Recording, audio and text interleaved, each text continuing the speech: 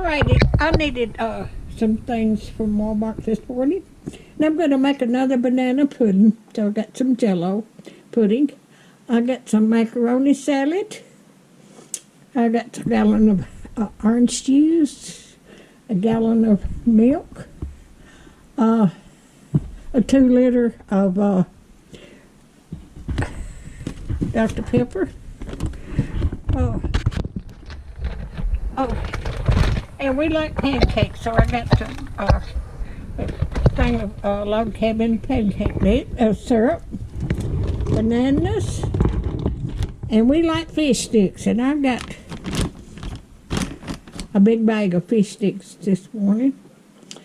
And then we needed some onions. So that's my haul from Walmart this morning.